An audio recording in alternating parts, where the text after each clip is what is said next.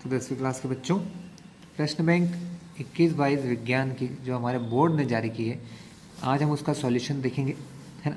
पहला पार्ट हम लेके आए हैं जिसके अंदर हम लेसन फर्स्ट से स्टार्ट करने वाले हैं।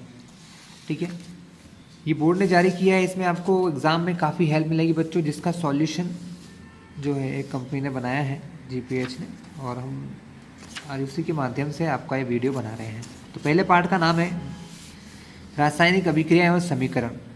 तो स्टार्ट करते हैं इस वीडियो को बच्चों, और अभी भी इस चैनल पर नए हैं तो इसको सब्सक्राइब करें, जिससे आने वाले सारे वीडियो आपको मिलते रहेंगे। ब्लूप्रिंट के अनुसार इस पार्ट से 6 अंक के प्रश्न पूछे जाएंगे। 1 अंक का एक वस्तुनिष्ठ, 1 अंक का एक प्रश्न, मतलब एक 1 वर्ड आएगा, एक नंबर का आएगा, और 3 अंक का एक प्रश्न, और एक जो क्वेश्चन है वो 3 मार्क्स का आएगा। मतलब 3 नंबर इसमें से कैसे हैं बच्चों, 1 मार्क्स के हैं, एक नंबर के हैं, और 3 नंबर का एक प्रश्न आएगा। तो दोनों ही चीज़ें इंपॉर्टेंट है। तो पहले सही विकल्प से चालू करते हैं। किसी रासायनिक अभिक्रिया का निर्धारण होता है, किन तरीके से आपको पता चलेगा कि रिएक्शन हो गई, कोई रासायनिक अभिक्रिया हुई है, इसका पता चलता है अगर अवस्था में परिवर्तन हो, बिल्कुल, रंग में परिवर्तन हो तब भी, तापमान में परिवर्तन हो तब भी पता चलता। मतलब ये तीनों ऑप्शन सही हैं, तो डी ऑप्शन इसका सही होगा कि जब उपरोक्त में से कोई या सभी, इनमें से कोई एक काम हो जाए या सभी हो जाए, तो आंसर हमारा द सही है बच्चों। कौन सा आंसर सही है? Answer number the. अगला है, यदि मैग्नीशियम रिबन को वायु में दहन किया जाए तो चमकदार श्वेत लो उत्पन्न होती है एवं यह श्वेत चूर्ण में परिवर्तित हो जाता है। ये जो चूर्ण रासायनिक रूप से कैसा होता है बच्चों, ये चूर्ण रासायनिक रूप से, तो ये होता है बच्चों आपका मैग्नीशियम ऑक्साइड। तो इसका आंसर भी अ है। कैल्शियम ऑक्साइड की जल के साथ अभिक्रिया किस प्रकार की होती है? कैल्शियम ऑक्साइड जल के साथ जब अभिक्रिया करता है तो बच्चों ऊष्मा छेपी अभिक्रिया होती है, मतलब उसमें ऊष्मा निकलती है। क्या होती है? ऊष्मा निकलती है। तो कैसी अभिक्रिया होती है? ऊष्मा छेपी, है ना, ऊष्मा निकलती है, इसको ऊष्मा छेपी कहते हैं। निम्नलिखित में से कौन सा भौतिक परिवर्तन नहीं है? बच्चों क्वेश्चन है कि कौन भौतिक परिवर्तन नहीं है। तो जो भौतिक परिवर्तन नहीं होता ना, वो रासायनिक परिवर्तन होता है। तो उबलता पानी जलवाष्प बनना, पानी जो है जलवाष्प मतलब भाप बनता है ना, तो ये फिजिकल है, भौतिक है। तो पहला तो भौतिक है, तो गलत हो जाएगा। LPG का दहन, ये बच्चों रासायनिक अभिक्रिया है। LPG का दहन एक रासायनिक परिवर्तन है, इसका मतलब आंसर बी हमारा सही होगा। उसने पूछा जो भौतिक नहीं है, तो भौतिक कौन नहीं है? ये भौतिक नहीं है क्योंकि ये तो रासायनिक है। चलिए अगला, जल का विद्युत अपघटन एक अपघटन अभिक्रिया है। हाइड्रोजन एवं ऑक्सीजन के निकलने में मोल का अनुपात, हाइड्रोजन और ऑक्सीजन में मोल का अनुपात होता है 2:1 बच्चों, है ना, 2:1। ठीक है, कैसे होता है ध्यान से आप देख सकते हैं कि H2O जो होता है भाई, हाइड्रोजन के 2 एटम पर ऑक्सीजन का 1 एटम होता है ना। ठीक है, इसलिए ध्यान रखना हमेशा इनमें 2:1 होता है। देर तक सिल्वर क्लोराइड को सूर्य के प्रकाश में रखने पर वह काला पड़ जाता है, क्योंकि जो सिल्वर क्लोराइड है उसका विखंडन होता है, टूट जाता है, और उससे सिल्वर बनता है बच्चों, है ना। क्या बनता है? सिल्वर बनता है। अगला है बच्चों, सूर्य के प्रकाश में श्वेत रंग का सिल्वर क्लोराइड धूसर रंग का हो जाता है। यह अभिक्रिया उदाहरण है। थोड़ा सा जूम किया है मैंने बच्चों। तो ये कैसे अभिक्रिया बच्चों? तो ये एक वियोजन अभिक्रिया है, वियोजन। ठीक है, जिन अभिक्रिया में ऊष्मा का अवशोषण होता है वह ऊष्मा शोषी अभिक्रिया होती है बच्चों, है ना। लेड नाइट्रेट का रासायनिक सूत्र क्या होता है? लेड नाइट्रेट का रासायनिक सूत्र होता है PbNO3 ये।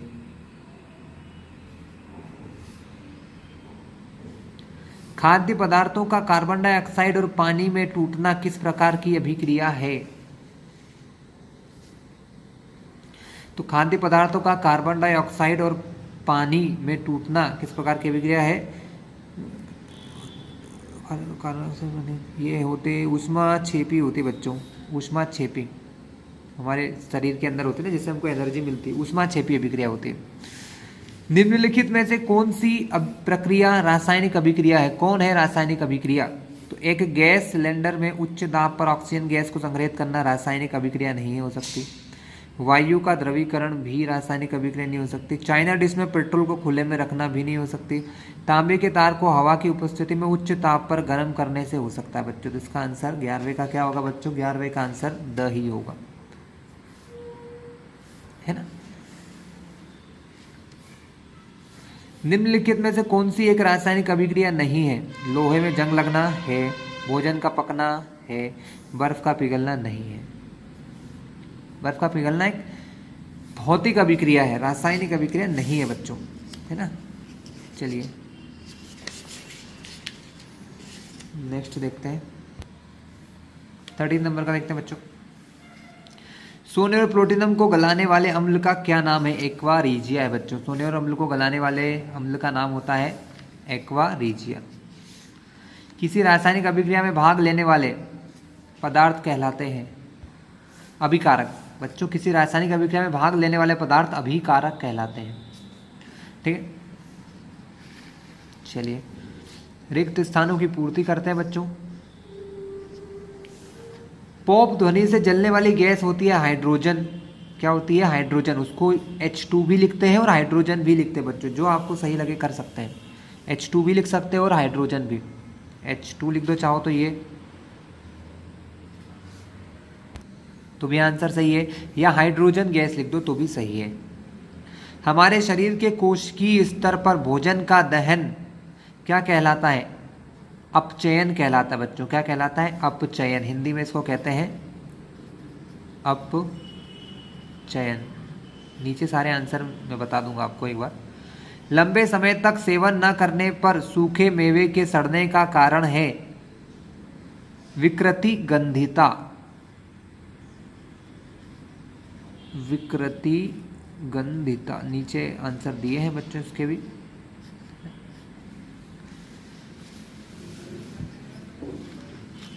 H2 का योग तथा O2 का ह्रास क्या कहलाता है? H2 का योग मतलब हाइड्रोजन गैस का जुड़ना और ऑक्सीजन गैस का निकलना हमेशा बच्चों अपचयन कहलाता है। अपचयन, इंग्लिश में रिडक्शन कहते हैं इसको। दीवारों पर सफ़ेदी, ये आंसर सब आपको यहाँ मिल जाएंगे बच्चों, देख लेना। दीवारों पर सफ़ेदी करने के 2-3 दिन बाद दीवारों पर चमक आ जाती है, ऐसा किस लिए होता है? ऐसा होता है CaCO3 के निर्माण से बच्चों, है ना। CaCO3 के निर्माण के कारण होता है। संगमरमर का रासायनिक सूत्र क्या है? तो संगमरमर का रासायनिक सूत्र है यही है बच्चों।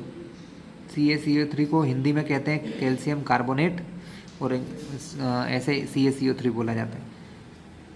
संगमरमर का सूत्र भी यही होता है और इसी सूत्र के बनने की वजह से ऐसा होता है। CaO, सातवें का आंसर है। बिना बुझे चूने का सूत्र होता है, बिना बुझे चूने का सूत्र होता है CaO। तो बच्चों अब अपन क्वेश्चन आंसर की तरफ चलते हैं। ऊष्माक्षेपी अभिक्रिया किसे कहते हैं? एक उदाहरण लिखिए। तो जिन अभिक्रियाओं में उत्पाद के निर्माण के साथ ऊष्मा भी उत्पन्न होती है, मतलब बच्चों क्या होता है? उत्पाद एक ऐसा वर्ड है जो हिंदी वालों को भी कठिन लगेगा। प्रोडक्ट जो होता है ना, अपन कहते हैं कोई रिएक्शन होने के बाद आंसर क्या आ रहा है, भाई इन दोनों में रिएक्शन हो रही है और ये आंसर आता है, इसको कहते हैं उत्पाद या प्रोडक्ट इंग्लिश में। तो जिन अभिक्रियाओं में उत्पाद के निर्माण के साथ, मतलब ये दोनों रिएक्शन कर रहे हैं, ये बन तो रहा है लेकिन इसके साथ साथ ऊष्मा भी उत्पन्न होती है। क्या उत्पन्न होती है? ऊष्मा भी उत्पन्न होती है। उस प्रकार की जो अभिक्रियाएं होती है उनको कहते हैं ऊष्माक्षेपी, है ना। ऊष्मा का निकलना ऊष्माक्षेपी अभिक्रिया होती है। ऊष्मा उत्सर्जन, ऊष्मा के उत्सर्जन या निकलने को इस संकेत से दर्शाते हैं। ट्रायंगल का संकेत होता है ना, त्रिभुज का। अगर ये संकेत कहीं पर है, अगर ये संकेत इधर है तो समझ लो ऊष्मा की जरूरत हो रही है, और इधर है तो मतलब ऊष्मा निकल रही है। इस संकेत द्वारा उत्पाद की ओर लिखकर प्रदर्शित किया जाता है। उदाहरण दिया है, carbon C plus oxygen O2 दोनों की रिएक्शन होती है और इनसे CO2 गैस बनती है, साथ ही ऊष्मा निकलती है। तो आसान बच्चों आसान क्वेश्चन था। उसी की उल्टी अभिक्रिया ऊष्मा शोषी होती। कभी कभी इन दोनों में अंतर पूछ लेते हैं बच्चों, अंतर पूछ लेते हैं। तो अंतर साफ है, जिसमें जिन अभिक्रियाओं में ऊष्मा का अवशोषण होता है, यहाँ पर उत्सर्जन था, यहाँ पर निकल रही थी, यहाँ पर जरूरत हो रही है, बिना ऊष्मा के ये रिएक्शन चलेंगी ही नहीं, है ना। तो जिन अभिक्रियाओं में ऊष्मा का अवशोषण होता है, अवशोषण मतलब सोखना, उन्हें ऊष्माक्षेपी अभिक्रिया कहते हैं। जैसे कि CaCO3 का अपघटन एक ऊष्माशोषी अभिक्रिया है, क्योंकि इसमें ऊष्मा के रूप में ऊर्जा अवशोषित होती है, मतलब इसमें ऊर्जा या ऊष्मा की जरूरत होती है। CaCO3 मैंने बताया था ना, अगर इधर ये ट्रायंगल बना है इसका मतलब ऊष्मा की जरूरत है ना। कभी कभी इसको यहाँ पर भी बना देते हैं बच्चों, तो भी ये समझना कि ऊष्मा की जरूरत है। CaCO3 को गर्म कर रहे हैं, गर्म करने के लिए ऊष्मा की जरूरत है, मतलब हीट की, गर्मी की। इससे क्या हो रहा है, CaO प्लस CO2 बन रहा है ना। चूना पत्थर जो है कैल्शियम कार्बोनेट, उसको गर्म करते हैं तो वो बुझा हुआ चूना और कार्बन डाइऑक्साइड गैस निकल जाती है ना। तो यहाँ पर ऊष्मा की जरूरत हो रही है। श्वसन को ऊष्माक्षेपी अभिक्रिया क्यों कहते हैं? श्वसन मतलब बच्चों हम जो खाना खाते हैं उसका शरीर में किस प्रकार यूज होता है, वो अभिक्रिया को श्वसन कहते हैं। तो श्वसन को ऊष्माक्षेपी अभिक्रिया दो कारणों से कहा जाता है ना, या कारणों हो गया, वो प्रिंटिंग मिस्टेक हो जाती है, कारणों से कहा जाता है। क्योंकि ग्लूकोज जो होता है बच्चों, ग्लूकोज हमारी कोशिकाओं में उपस्थित ऑक्सीजन से संयोग कर CO2 तथा जल बनाता है। ग्लूकोज जो है वो ऑक्सीजन से रिएक्शन करके क्या करता है, CO2 और जल का निर्माण करता है, और इस अभिक्रिया में ऊष्मा ऊर्जा नियुक्त होती है, मतलब निकलती है, ऊष्मा निकलती है, सिंपल सी बात है। देख लो रिएक्शन, C6H12O6 ये ग्लूकोज है, प्लस 6O2 ये हमारी क्या है, ऑक्सीजन गैस है, जो हम लोग सांस लेते हैं ना बच्चों। जब आप सांस लेते हो तो ऑक्सीजन अंदर जाती है, वो अंदर जाके क्या करती है, वो इसी ग्लूकोज के साथ रिएक्शन करती है, अभिक्रिया करती है, जिससे CO2 गैस निकलती है, बनती है हमारे शरीर में, जिसको हम हमारे नाक से बाहर निकाल देते हैं, और साथ ही जल का निर्माण होता है, पानी का भी, और बहुत सारी ऊष्मा या ऊर्जा निकलती है, बहुत सारी ऊर्जा निकलती है जो हमारे शरीर के अलग अलग कार्यों में मददगार होती है। अवक्षेपण अभिक्रिया किसे कहते हैं, एक उदाहरण दीजिए। ऐसी रासायनिक अभिक्रिया जिसमें अविलेय लवण बनता है। अविलेय मतलब समझते हैं बच्चों, अविलेय का मतलब होता है जो घुलता नहीं है, जो बिल्कुल अलग दिखने लग जाता है, बिना घुले अलग दिखता। अविलेय जो घुलता नहीं है तो वो बनता है, अविलेय लवण बनता है, जो विलयन से पृथक हो जाता है, जो हमारे सॉल्यूशन या विलयन से अलग हो जाता है, उसे अवक्षेपण अभिक्रिया कहते हैं। AgNO3 सिल्वर नाइट्रेट और NaCl सोडियम क्लोराइड, इन दोनों को मिलने से AgCl बनता है, जिसका नाम है सिल्वर क्लोराइड, जो कि सफ़ेद अवक्षेप होता है बच्चों। ये पूरे सॉल्यूशन में अलग ही दिखता है हमें, वाइट कलर का। साथ ही NaNO3 सोडियम नाइट्रेट का निर्माण होता है, तो ये यहाँ पर एक अवक्षेप है AgCl, ठीक है। और ऐसी अभिक्रिया जिसमें किसी अविलेय लवण या अवक्षेप की निर्माण होता है, वो हमारी होती है अवक्षेपण अभिक्रिया। विस्थापन एवं द्विविस्थापन अभिक्रिया में एक अंतर बताइए। विस्थापन और द्विविस्थापन क्या होता है बच्चों? जब अधिक क्रियाशील तत्व कम क्रियाशील तत्व को उसके यौगिक से विस्थापित कर देता है, तो विस्थापन अभिक्रिया होती है बच्चों। ये तो मैंने पढ़ के बता दिया, अब समझा देता हूँ। ये एक जिंक है और ये है CuCl2। ये है बच्चों सॉल्यूशन और ये है सॉलिड। सॉलिड मतलब ठोस है ना। ये अब इसमें क्या है, जिंक जो है इस कॉपर को हटा रहा है, मतलब जिंक धातु इस कॉपर धातु को हटाएगी, और ये जो Cl2 है ना, इसके साथ अब ये नहीं आकर जिंक आ जाएगा, ZnCl2, और कॉपर यहाँ से बाहर निकल जाएगा। इसका मतलब जिंक जो है वो अधिक क्रियाशील है, वो कम क्रियाशील Cu को हटाकर अपना यौगिक बना लेता है। इस प्रकार की अभिक्रिया जहाँ Zn जिंक कॉपर से अधिक क्रियाशील है, जो CuCl2 से Cu को विस्थापित कर देता है, ऐसी अभिक्रियाओं को कहते हैं विस्थापन अभिक्रिया। जबकि द्विविस्थापन में क्या होता है, द्विविस्थापन में सीधा सा बहुत आसान सा होता है बच्चों, आयनों का आदान प्रदान होता है। द्विविस्थापन अभिक्रिया में अभिकारकों के बीच आयनों का आदान प्रदान, देखो आयन क्या होता है बच्चों, ये होता है धनात्मक आयन, और ये OH जो है वो ऋणात्मक है। H कैसा आयन है, धनात्मक, और Cl कैसा है, ऋणात्मक। तो ये प्लस जो है इधर वाले माइनस के साथ H2O बनाता है, H और OH मिलके, और यहाँ का जो Na है वो इस Cl के साथ मिलके बनाता है NaCl। तो यहाँ का प्लस, यहाँ का माइनस, यहाँ का प्लस, यहाँ का माइनस। तो यहाँ क्या बोला, आयनों का आदान प्रदान हो रहा है, एक दूसरे से चेंज कर रहे हैं, इसी को कहते हैं द्विविस्थापन, डबल डिस्प्लेसमेंट, द्विविस्थापन। तेल एवं वसा युक्त पदार्थों को नाइट्रोजन से प्रभावित क्यों किया जाता है? हमारे घर में चिप्स आते हैं ना बच्चों, वो फूले फूले से दिखते हैं, आप लोगों ने देखा होगा कि उनके अंदर गैस भर देते हैं, नाइट्रोजन गैस। क्यों भरते हैं उसका कारण है, तेल एवं वसायुक्त खाद्य पदार्थों को नाइट्रोजन से इसलिए प्रभावित किया जाता है क्योंकि इन पदार्थों की गंध एवं स्वाद अपचयित होने के कारण बदल जाती है। मतलब अगर इनको खुले में रखें और ये अगर ऑक्सीजन गैस के टच में आ गए बच्चों तो ये खराब हो जाते हैं, इनकी स्वाद और खुशबू, गंध और स्वाद बदल जाता है ना, क्योंकि वहाँ पर एक अभिक्रिया होती है, उस अभिक्रिया का नाम है अपचयन अभिक्रिया, या अपचयित हो जाते हैं। और जब हम नाइट्रोजन को डालते हैं तो नाइट्रोजन क्या है, नाइट्रोजन एक प्रतिऑक्सीकारक है, मतलब ऑक्सीजन के जुड़ने को रोकता है। अगर आपने नाइट्रोजन कहीं डाल दी किसी उसमें तो ऑक्सीजन को नहीं जोड़ेगा, और ऑक्सीजन नहीं मिलेगी खाने की चीज़ों को तो वो खराब नहीं होती है, जो इन पदार्थों को उपचयित होने से बचाता है। अतः तेल एवं वसायुक्त खाद्य पदार्थों को विकृत गंधिता, मतलब उनकी गंध को खराब होने, विकृत यानी खराब होना ना, गंध यानी उनकी गंध खराब हो जाने से रोकने के लिए हम वसायुक्त पदार्थों में जैसे चिप्स आदि में क्या करते हैं, नाइट्रोजन गैस छोड़ देते हैं। आसान था बच्चों। वियोजन क्रिया को संयोजन अभिक्रिया के विपरीत क्यों कहा जाता है? इन अभिक्रियाओं के लिए रासायनिक समीकरण लिखिए बच्चों, दोनों बिल्कुल अलग हैं। वियोजन मतलब टूटना, संयोजन यानी मिलना। वियोजन अभिक्रिया में कोई अभिकारक दो या दो से अधिक उत्पादों में विघटित होता है। ये एक है, एक से ज़्यादा में टूट गया, 1, 2, 3 में। 2FeSO4 फेरस सल्फेट जो है वो Fe2O3 ferric oxide, sulphur dioxide, sulphur trioxide, 3 गैसों में टूट गया। जबकि संयोजन अभिक्रिया में 2 या 2 से अधिक पदार्थ मिलकर सिर्फ एक बनाते हैं। जैसे देखो यहाँ पर ये 2 मिलकर एक बना रहे हैं, तो उल्टा हो गया ना भाई, यहाँ पर एक से अनेक, यहाँ पर अनेक से एक, तो अपोजिट हो गया। ठीक है। सोडियम को मिट्टी के तेल में डुबोकर क्यों रखा जाता है? सोडियम अत्यधिक अभिक्रियाशील धातु है बच्चों, यह वायु के साथ अभिक्रिया कर आग पकड़ लेती है। मतलब सोडियम को अगर आप खुले में रखोगे ना बच्चों तो हवा में जैसे ही वो ऑक्सीजन के कांटेक्ट में आएगी तो वो जलने लग जाती है।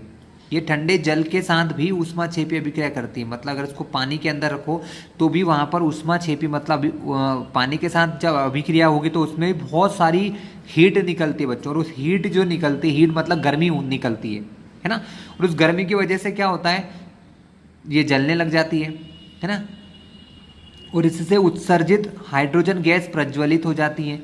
इसलिए उन्हें सुरक्षित रखना तथा आकस्मिक आग से रोकने के लिए केरोसिन में डुबाते हैं, क्योंकि जब इसको केरोसिन में डुबाते हैं बच्चों तो ये उसके साथ अभिक्रिया नहीं करता है, केरोसिन के साथ अभिक्रिया नहीं करता है तो कुछ होता नहीं है, इसलिए इसको केरोसिन में डुबा के रखते हैं। वायु में जलाने के पूर्व मैग्नीशियम रिबन को साफ क्यों किया जाता है? वायु में जलाने से पूर्व मैग्नीशियम के रिबन को साफ इसलिए करते हैं बच्चों, रेजमाल से रगड़कर साफ किया जाता है, जिससे मैग्नीशियम ऑक्साइड तथा मैग्नीशियम कार्बोनेट की परत हट जाती है। बच्चों क्या होता है, मैग्नीशियम एक धातु है, और धातुएं क्या होती हैं, बहुत क्रियाशील होती है। जब इनको खुला छोड़ दो ना हवा में तो ये हवा में जो ऑक्सीजन होती है, कार्बन डाइऑक्साइड होती है, उनके साथ रिएक्शन करके ऊपर एक परत जमा लेती हैं, एक लेयर जम जाती है ना। जैसे आपने देखा होगा कि हमारे घर में जो दूध होता है अगर उसको थोड़े समय तक गर्म करके छोड़ दे उसके ऊपर एक लेयर जम जाती है ना, मलाई की लेयर। उसी टाइप से ये जो मेटल्स होते हैं इनके ऊपर एक लेयर जम जाती है जो होती है मैग्नीशियम के ऑक्साइड की या मैग्नीशियम के कार्बोनेट की। आपने देखा होगा लोहे में जो जंग लगती है वो भी एक परत होती है, क्या होती है, ऊपर एक परत होती है, तो उसको घिस कर हटा देते हैं तो ये अच्छे से जलता है। ठीक है, इसी वजह से ऐसा करते हैं। ऐसा करने पर मैग्नीशियम रिबन आसानी से जलने लग जाता है। आई होप आप समझ चुके होंगे। रेडॉक्स अभिक्रिया किसे कहते हैं? उदाहरण दीजिए। यह अभिक्रिया जिसमें एक क्रियाकारक का ऑक्सीकरण होता है तथा दूसरे क्रियाकारक का अपचयन होता है वो कहलाती है रेडॉक्स अभिक्रिया। मतलब ऐसी रिएक्शन जिनके अंदर दो जो अभिकारक होते हैं उनमें से एक का ऑक्सीकरण और दूसरे का अपचयन होता है, उसी को कहते हैं रेडॉक्स अभिक्रिया। ये हमेशा साथ साथ होती है बच्चों, ये ध्यान रखिएगा। CuSO4 + Zn है, CuSO4 प्लस Zn है। तो जब इनकी रिएक्शन हम कराते हैं तो यहाँ से ZnSO4 बनता है। ZnSO4 मतलब SO4 यहाँ से इसके पास चला जाता है तथा Cu अलग हो जाता है। तो दो चीज़ें होती हैं बच्चों, जिंक जब इससे रिएक्शन करके बनाता है तो जिंक से जिंक SO4 बनना या ZnSO4 बनना एक ऑक्सीकरण अभिक्रिया है, और CuSO4 का Cu में टूट जाना, CuSO4 का Cu में टूट जाना एक अपचयन अभिक्रिया है। ठीक है,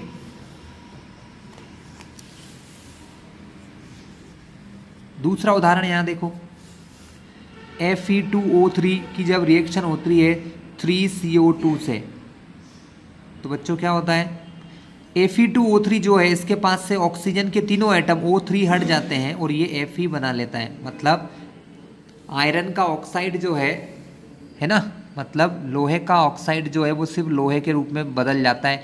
इस अभिक्रिया को कहते हैं बच्चों अपचयन होना, अपचयन होना। और ये जो CO है वो CO2 में बदल जाता है, इसको कहते हैं ऑक्सीकरण होना। इसमें क्या हो रहा है, ऑक्सीजन जुड़ रहा है, पहले एक ऑक्सीजन था, एक और मिल गया तो CO2 बन गया, इसको कहते हैं ऑक्सीकरण होना। लघुत्तरीय प्रश्नों को देखिए बच्चों, संतुलित रासायनिक समीकरण किसे कहते हैं। एक संतुलित रासायनिक समीकरण लिखिए। जब किसी रासायनिक समीकरण में विभिन्न तत्वों के परमाणुओं की संख्या बाईं ओर तथा दाईं ओर बराबर होती है तो उसे संतुलित समीकरण कहा जाता है। बच्चों पहले इसको समझाऊंगा फिर आपको फिर पढ़वा के बताऊंगा। देखो समझो, कहने का क्या मतलब है कि बच्चों ये दो चीज़ें मिलके ये नई चीज़ बन गई है ना, ये दो प्लस लगा लो बीच में, यहाँ पर प्लस है, ये दो गैसेस मिलकर इन्होंने एक नई गैस बनाई, हाइड्रोजन नाइट्रोजन गैस मिलकर अमोनिया गैस बनाता है। तो क्या इधर हाइड्रोजन के कितने अणु है बेटा, H2, यानी हाइड्रोजन के दो एटम है, यानी दो अणु है, उसके आगे यहाँ 3 लिखा तो 3 दूनी 6 अणु है। कितने अणु है, 6। तो क्या इधर भी हाइड्रोजन 6 है, देखते हैं, ये लिखा है H3 यानी हाइड्रोजन के 3 है, लेकिन आगे ये 2 का गुणा है तो 2 तिया 6, यहाँ पर भी हाइड्रोजन 6 है। और नाइट्रोजन N2 था, 2 नाइट्रोजन थे, यहाँ पर भी देखो N के आगे 2 लगा है, 2 नाइट्रोजन। इसका मतलब इस तरफ और इस तरफ, यानी अभिकारक और उत्पाद दोनों तरफ हर एक तत्व के अणुओं की संख्या बराबर हो। जितने हाइड्रोजन इधर, जितने हाइड्रोजन के अणु इस तरफ है उतने ही अगर इधर है, और जितने नाइट्रोजन के अणु इस तरफ है उतने ही अगर इस तरफ हैं, तो इसका मतलब क्या है, दोनों तरफ ये चीजें बराबर है बच्चों। अगर दोनों तरफ बराबर है तो वो संतुलित है, इसी को कहते हैं संतुलित रासायनिक समीकरण। ठीक है, तो यही उन्होंने कहा कि जब किसी रासायनिक समीकरण में विभिन्न तत्वों के परमाणुओं की संख्या, विभिन्न तत्वों के परमाणुओं की संख्या LHS और RHS में बराबर होती है तो उसे संतुलित समीकरण कहते हैं। अर्थात अभिकारक में तत्वों के कुल परमाणुओं की संख्या बराबर उत्पाद में तत्वों के कुल परमाणुओं की संख्या बराबर होना चाहिए। रासायनिक समीकरण को संतुलित करना इसलिए आवश्यक है क्योंकि किसी भी रासायनिक अभिक्रिया में द्रव्यमान का ना तो निर्माण होता है ना ही विनाश होता है। मतलब जो द्रव्यमान होता है, कितना वजन है इनका, कितना मास होता है बच्चों, द्रव्यमान कहते हैं उसको, तो ना तो वो बना सकते हो ना ही आप मिटा सकते हो। अर्थात उत्पाद तत्वों का कुल द्रव्यमान बराबर अभिकारक तत्वों के कुल द्रव्यमान के बराबर होता है। अगर संतुलित नहीं होगी तो ये नियम काम नहीं करेगा। ठीक है, अब अगली मेथड है बच्चों, रासायनिक समीकरणों को संतुलित करने की हिट एवं ट्रायल विधि क्या है। सरल रासायनिक समीकरण को हिट एवं ट्रायल विधि से बहुत ही सरलता के साथ संतुलित किया जाता है। इसके कुछ नियम है बच्चों। बच्चों पहले इसको समझो, सोडियम यानी Na को जब पानी में मिलाते हैं तो इससे क्या होता है, इससे NaOH बनता है, साथ ही हाइड्रोजन गैस निकलती है। तो क्लास अब इस अभिक्रिया को देखते हैं, क्या ये संतुलित है। Na का एक अणु परमाणु, सॉरी यहाँ पर Na का एक परमाणु, ऑक्सीजन का एक बिल्कुल सही, हाइड्रोजन के 2 परमाणु, लेकिन यहाँ हाइड्रोजन एक ज़्यादा हो गया, H2 तो यहीं पर है और एक H, ये 3 परमाणु, मतलब ये संतुलित नहीं है। तो इसको संतुलित करने के लिए हम क्या करते हैं, हिट और ट्रायल मेथड करते हैं बच्चों। हिट और ट्रायल मेथड कुछ नहीं है कि जोड़ जोड़ के देखो किस तरीके से सही हो जाएगा। तो हम क्या कर सकते हैं बच्चों, देखो हमको हाइड्रोजन को बढ़ाना है, तो बढ़ाने का तरीका क्या है, इधर कम है तो इधर बढ़ाना है। तो हम देखो यहाँ पर अभी कुछ नहीं है तो हम 1 मानते हैं कि यहाँ कुछ नहीं है तो 1 लिखा है। अगर मैं ज़्यादा से ज़्यादा क्या कर सकता हूँ बच्चों, यहाँ पर 2 लगा दूंगा। उस 2 के लगाने से क्या होगा, हाइड्रोजन हो जाएगा H2 है और 2 आगे लिखा, 2 दूनी 4 हो जाएगा, पर यहाँ तो 3 है। इसको सही कैसे कर सकता हूँ पता है आपको, अगर मैं यहाँ 2 लगा दूँ तो उससे क्या होगा, H2 और 2 ये 4H, इधर भी 4H बराबर हो गए, ठीक है, हाइड्रोजन बराबर हो गया। ऑक्सीजन की बात करो, अब इसके 2 लगने से ऑक्सीजन कितने हो गए, यहाँ पर भी O के आगे भी 2 लगा है, मतलब ध्यान से रखना बच्चों, ठीक है क्लास। तो ये 2 जो है ना ऑक्सीजन के आगे लगा, तो ऑक्सीजन भी 2, इधर भी ऑक्सीजन 2 है और यहाँ पर O के आगे देखो यहाँ भी 2 लगा, तो ऑक्सीजन 2, तो ऑक्सीजन भी बराबर। लेकिन Na की बात करो, यहाँ पर देखो अब Na यानी सोडियम के आगे 2 लग गया, लेकिन इधर सोडियम के आगे 2 नहीं लगा, तो अगर मैं इधर 2 लगा दूँ तो अब सब कुछ बराबर हो जाएगा। तो ये हिट एंड ट्रायल है, हम इधर कुछ लिखते हैं इधर कुछ लिखते हैं, फिर बैलेंस करके देखते हैं बराबर है कि नहीं, है ना। ऐसे में करते करते कभी ना कभी वो बराबर आ जाता है। तो अब इसको थोड़ा पढ़ लेते हैं, क्या कहना चाह रहे हैं। इस विधि में समीकरण के दोनों और प्रत्येक तत्व के परमाणुओं की संख्या गिनकर बराबर करने का प्रयत्न करते हैं। ये बात तो सही मैंने बताया ना कि दोनों तरफ कोई भी एक तत्व के परमाणु बराबर है या नहीं है, यही हम काम करते हैं। सबसे पहले उस तत्व के परमाणु को संतुलित करेंगे जो सबसे कम स्थान पर आया होगा। अंत में उस तत्व के परमाणु को संतुलित करेंगे जो दोनों और सबसे अधिक बार आया होगा। दोनों तरफ के परमाणुओं की संख्या बराबर करने के लिए हम किसी भी अणु के अणुसूत्र में बराबर संख्या से गुणा कर सकते हैं। हमने भी किया ना इधर, ये क्लास, ये आपका एग्जाम्पल इन्होंने कैसे किया। इस समीकरण में संतुलित करने के लिए पहले Na और बाद में O और H को चुनना होगा, ठीक है। देखते हैं बच्चों पीछे क्या बताया है, नए पेज पर देखते हैं क्या लिखा है। दोनों तरफ एक एक सोडियम परमाणु है, इसलिए इनकी संख्याएं बराबर करने की जरूरत नहीं है, यही हमने किया था। समीकरण में तीर के निशान के दोनों तरफ ऑक्सीजन परमाणुओं की संख्या भी बराबर थी, अतः हमने इसको भी संतुलित करने की आवश्यकता नहीं है। समीकरण में बाईं ओर हाइड्रोजन के परमाणुओं की संख्या 2 तथा दाईं ओर परमाणु की संख्या 3 है, इसलिए हम दाईं ओर H परमाणु की संख्या समान करने के लिए NaOH में 2 का गुणा करते हैं। यही मैंने बताया था बच्चों आपको कि हम NaOH में क्या करते हैं, 2 का गुणा करते हैं, ठीक है। इधर भी 2 का गुणा करते हैं और इधर वाले में 2 का गुणा करते हैं। अब दाईं ओर हाइड्रोजन की संख्या 4 हो जाती है और बाईं ओर इसकी संख्या को करने के लिए Na और H2O में 2 का गुणा कर हमने काम कर लिया। चलिए बच्चों, ये तो मैंने करवाई दी, आपको समझा भी दिया अच्छे से। ऊष्माक्षेपी अभिक्रिया के 3 उदाहरण। ऊष्माक्षेपी जिसमें ऊष्मा निकलती है, तो प्राकृतिक गैस का दहन, CH4 प्राकृतिक गैस के अंदर ये गैस होती है, CH4 मीथेन गैस, उसको 2O2 गैस मतलब ऑक्सीजन गैस से जब मिलती है। हर चीज़ जब बच्चों जलती है, जब भी किसी चीज़ का दहन होता है, जलना होता है, तो वो ऑक्सीजन के साथ अभिक्रिया करती है। तो CH4 + 2O2 से बनता है CO2 + H2O प्लस ऊर्जा। श्वसन हमारी एक ऊष्माक्षेपी अभिक्रिया है, हमारे शरीर के अंदर होती है। C6H12O6 AQ मतलब एक्वस होता है बच्चों, मतलब पानी में घुला हुआ, प्लस 6O2 ये भी एक्वस होता है, पानी में घुला हुआ। ये CO2 और वाटर बनाते हैं, जल यानी कार्बन डाइऑक्साइड गैस और जल बनाते, साथ ही ऊर्जा निकलती है। इसको काट दो, ये कुछ भी लिखा है। शाक सब्जियों का विघटित होकर कंपोस्ट बनना भी ऊष्माक्षेपी अभिक्रिया, मतलब हमारे घर से जो वेस्ट निकलता है, खाने का वेस्ट निकलता है, साग सब्जी का, इनका, उसको अपन क्या करते हैं, उसको हम बच्चों पानी में गड्ढों में डाल देते हैं ज़मीन के अंदर, धीरे धीरे वो अपघटित होकर हमको ऊर्जा प्रोवाइड करता है। चलिए प्रश्न क्रमांक 4 बच्चों,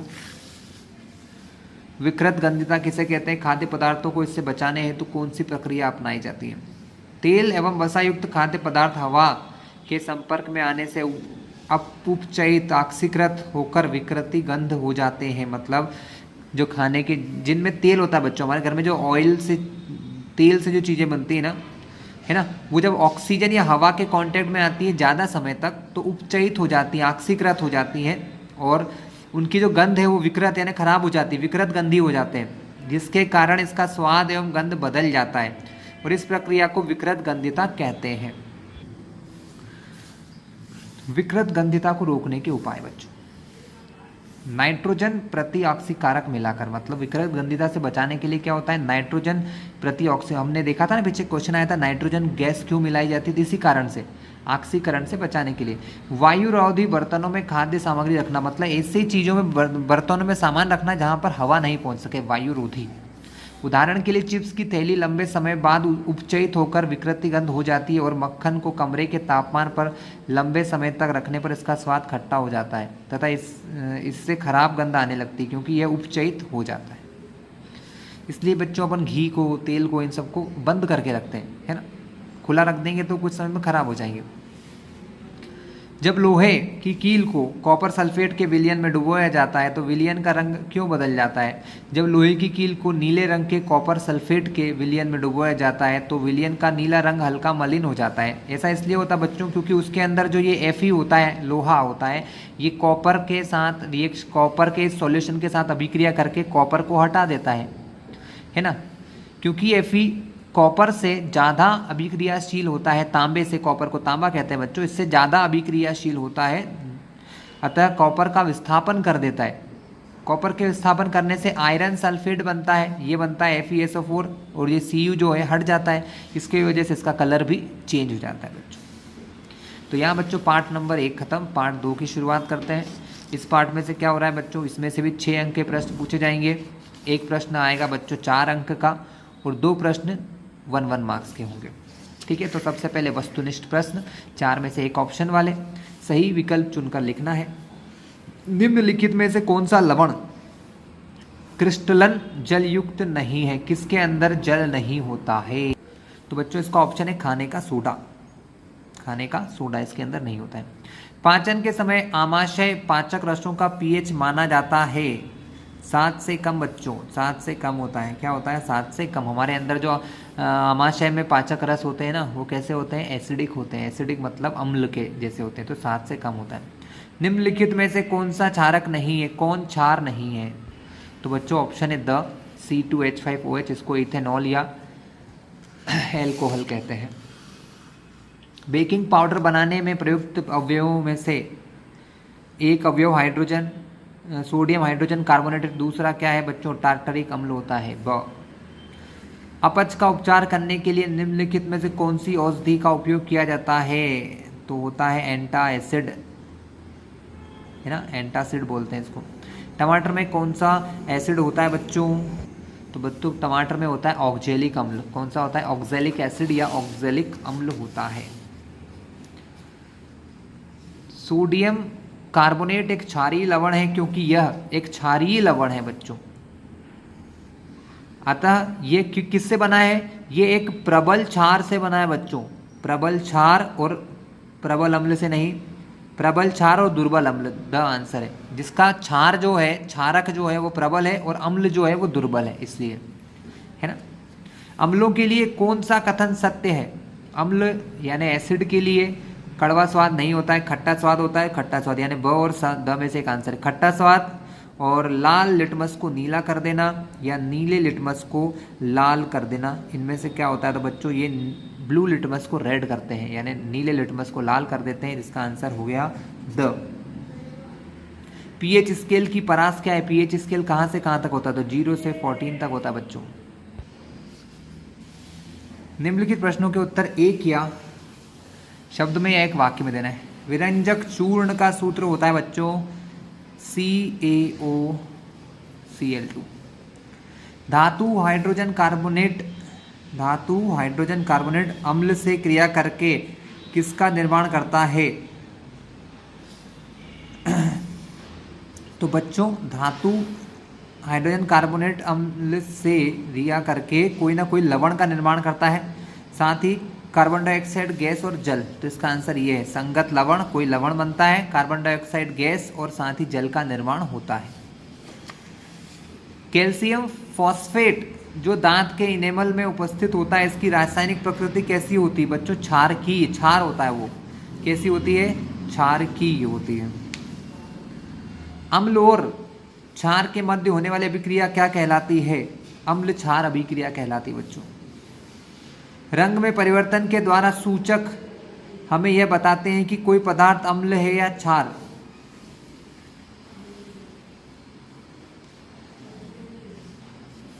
ठीक है,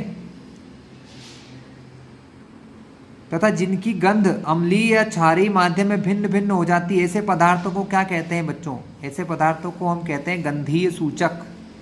गंधीय सूचक कहते हैं। विरंजक चूर्ण के निर्माण में कौन सा पदार्थ उपयोग होता है? विरंजक चूर्ण के निर्माण में शुष्क बुझा हुआ चूना तथा chlorine gas. Milk of magnesia क्या है? मैग्नीशियम हाइड्रोक्साइड बच्चों, घुलनशील मैग्नीशियम हाइड्रोक्साइड बच्चों। रिक्त स्थानों की पूर्ति। शाकीय पौधे नेटल के डंक में कौन सा अम्ल होता है बच्चों? तो इसमें होता है फार्मिक अम्ल, इसको कहते हैं फॉर्मिक एसिड या फार्मिक अम्ल। ये बच्चों इनका सूत्र। ठीक है, कठोर जल को मृदु करने के लिए डैश यौगिक का उपयोग होता है, इसको कहते हैं धावण सोडा। धावण सोडा, धोने का सोडा। फॉर्मूला होता है Na2CO3। अम्लीय वर्षा का पीएच मान होता है बच्चों 5.6 से कम। ये लिखा है यहाँ पर 5.6 से कम। चौथा, सोडियम हाइड्रोजन कार्बोनेट का सामान्य नाम है बेकिंग सोडा। सिरके में एसिटिक अम्ल होता है, एसिटिक अम्ल होता है। चूना पत्थर, खड़िया एवं संगमरमर ये किसके विभिन्न रूप हैं? ये कैल्शियम कार्बोनेट CaCO3 के अलग अलग रूप है बच्चों। अम्ल एवं क्षारक की अभिक्रिया परिणाम स्वरूप लवण तथा जल प्राप्त होते हैं, इस अभिक्रिया को कहते हैं अम्ल क्षार अभिक्रिया बच्चों। क्या कहते हैं? अम्ल क्षार अभिक्रिया।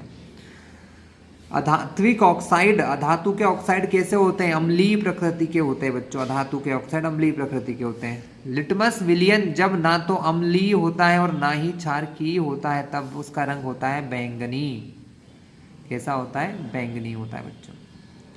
जब धातु अम्ल से हाइड्रोजन परमाणुओं का हाइड्रोजन गैस के रूप में विस्थापन करती है तो यौगिक बनता है, उसे क्या कहते हैं? एक लवण कहते हैं बच्चों, एक सॉल्ट होता है लवण।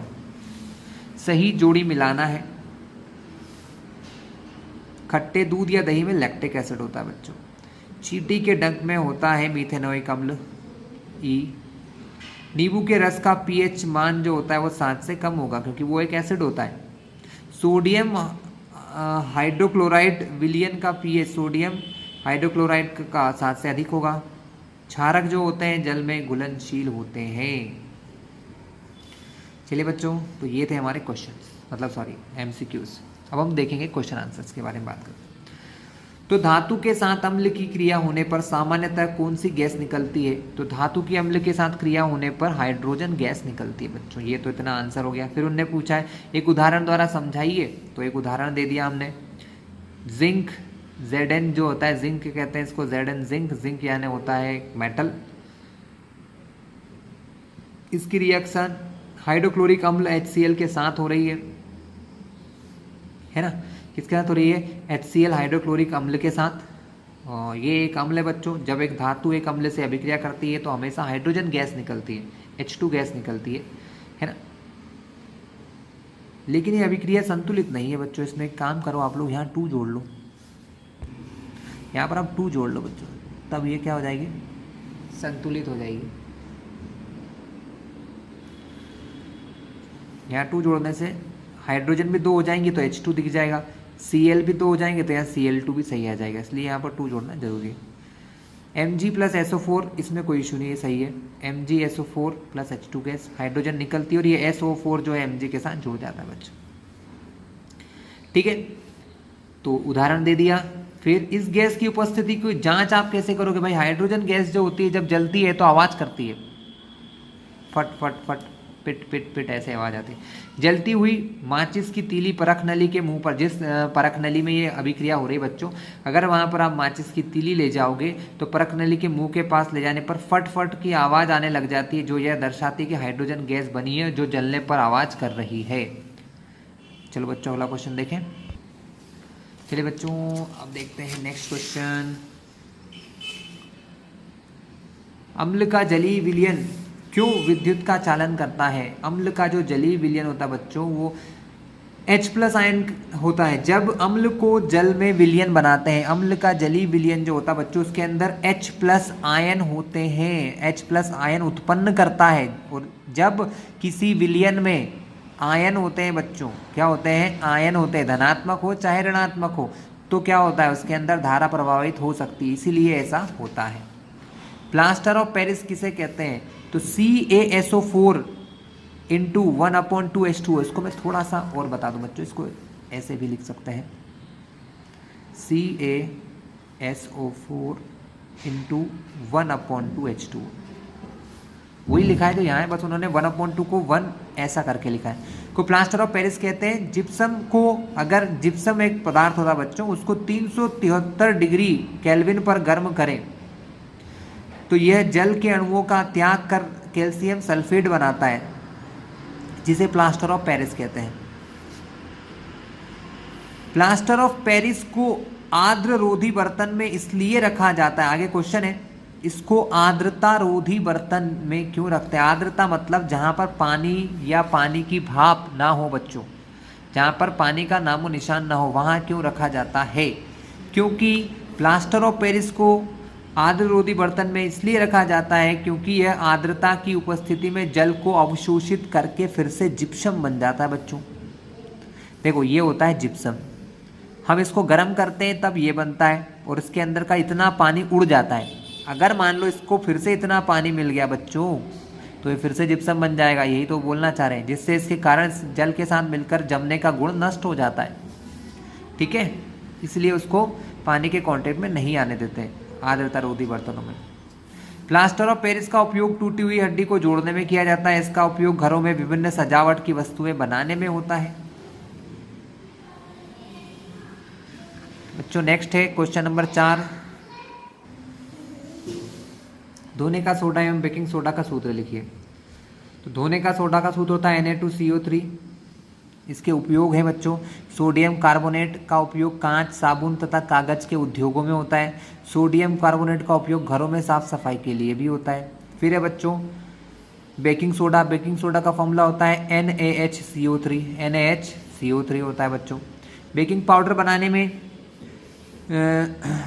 जो बेकिंग सोडा होता है वो और टार्टरिक अम्ल का मिश्रण होता है, बेकिंग पाउडर बनाने में होता है, जिसमें बेकिंग सोडा को टार्टरिक अम्ल के साथ मिक्स कर देते हैं। इसका उपयोग सोडा अम्ल अग्निशामक में किया जाता है बच्चों, जो फायर को बुझाने वाले, आग को बुझाने वाले अग्निशामक होते हैं ना, उनमें करते हैं। सोडियम क्लोराइड का जलीय विलयन उदासीन होता है, परंतु सोडियम कार्बोनेट का जलीय विलयन क्षारीय होता है। ऐसा क्यों? क्योंकि सोडियम क्लोराइड जब बनता है बच्चों तो एक प्रबल अम्ल और प्रबल क्षार से बनता है, अतः इसकी प्रकृति उदासीन होती है। जबकि सोडियम कार्बोनेट जब बनता है तो उसमें प्रबल क्षार होता है और अम्ल जो होता है वो दुर्बल होता है। इसकी वजह से ऐसा होता है, जिसकी वजह से पानी में उसकी जो प्रकृति होती है वो क्षार होती है, क्योंकि क्षार कैसा था? प्रबल क्षार था, इसलिए।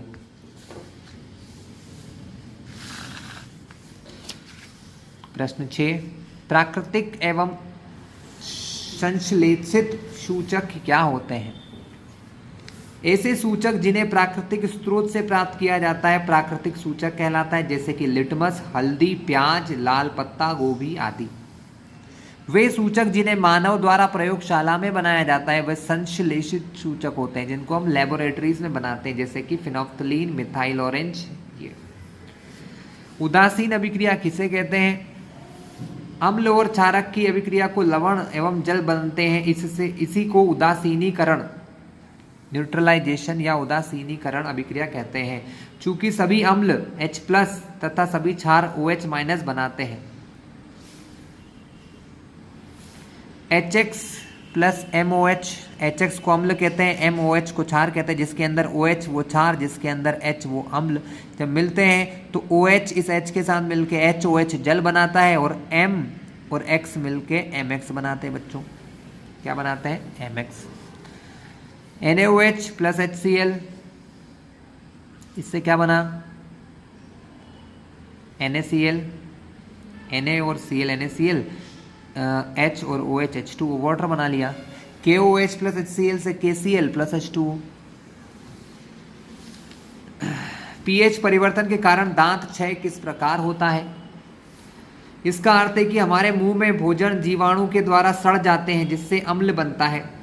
वह अम्ल इनेमल जो कैल्शियम फॉस्फेट से बना होता है उससे अभिक्रिया करता है, जिसके कारण दांत सड़ने लग जाते हैं बच्चों। कुल मिला के क्या है, हमारे मुंह में जो भोजन, कभी अभी हम खाना खाते हैं बच्चों, तो कुछ खाना हमारे दांतों में फंस जाता है, तो वो कुछ हमारे माउथ में, हमारे मुंह में कुछ कीड़े होते हैं, है ना, जिनको बैक्टीरिया कहते हैं, उनके द्वारा सड़ जाता है और उससे अम्ल बनता है। और वह अम्ल इनेमल जो हमारे दांत का पदार्थ होता है, जिससे दांत बने होते हैं, उसको खराब करता है, उससे अभिक्रिया करता है तथा जिसके कारण हमारे दांत सड़ने लग जाते हैं। निम्नलिखित के एक एक उपयोग लिखिए। विरंजक चूर्ण, बेकिंग सोडा, धावण सोडा, सोडियम हाइड्रोक्साइड। विरंजक चूर्ण का उपयोग करते हैं रोगाणुनाशक के रूप में, पीने वाले जल को जीवाणुओं से मुक्त करने के लिए। बेकिंग सोडा का उपयोग अग्निशामक में करते हैं बच्चों। धोने के सोडों का उपयोग कांच, साबुन, कागज उद्योगों में करते हैं। सोडियम हाइड्रोक्साइड का उपयोग प्रयोगशाला में एसिड के अनुमापन में किया जाता है। क्लोर क्षार किसे कहते हैं? उदाहरण दीजिए। NaOH कास्टिक सोडा बनाने के लिए NaCl के संतृप्त विलयन का विद्युत अपघटन किया जाता है बच्चों। ठीक है, NaCl का जो सॉल्यूशन होता है ना, उसको जब NaOH बनाना होता है तो उसको हम क्या करते हैं, विद्युत का अपघटन करते हैं, मतलब उसके अंदर से बिजली पास कराते हैं। तो एनोड पर Cl2 गैस निकलती है। क्या निकलती है? एनोड पर Cl2 गैस निकलती है।